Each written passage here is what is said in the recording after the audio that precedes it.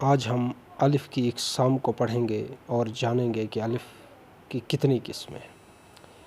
الف کی پہلی قسم وہ ہے جہاں الف پر مد کی علامت ڈالی جائے، یعنی جس الف پر مد کی علامت پڑی ہو اس کو الف ممدودہ کے نام سے جانا جاتا ہے، اور جس الف پر مد ہو اس کو ہلکا سا کھینچ کے پڑھا جاتا ہے، یا میں کہوں ہلکا سا ٹھہر کے پڑھا جاتا ہے۔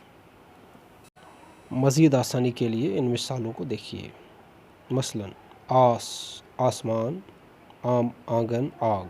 آپ دیکھیں سب میں الف جو کہ مد کے ساتھ ہے اس کو ہلکا سا سکون کے ساتھ پڑھا جا رہا ہے یا کھینچ کر پڑھا جا رہا ہے، اور اگر ان کو مد کے بغیر پڑھیں تو اس آسمان آگ آنگن اس طرح جو ہے وہ ان کی پروننسیشن ہوگی۔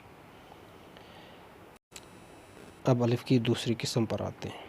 جب الف کو بغیر مد کے لکھا اور پڑھا جائے تو ایسے الف کو الف مکسورہ کے نام سے جانا جاتا ہے، یعنی الف کو نہ تو کھینچ کر پڑھا جاتا اور نہ ہی ہلکا سا ٹھہر کے پڑھا جاتا، صرف الف کو الف ہی کی آواز کے ساتھ پڑھا جائے گا کیونکہ اس پر مد کی علامت نہیں ہے۔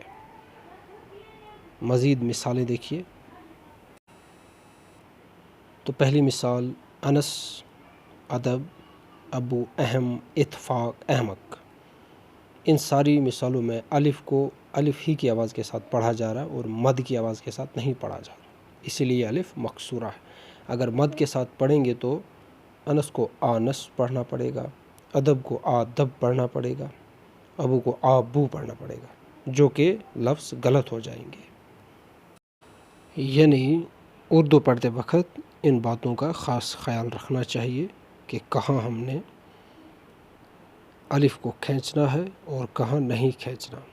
اگر ان باتوں کا لحاظ نہ رکھا جائے تو ہماری زبان غلط ملت ہو جاتی ہے۔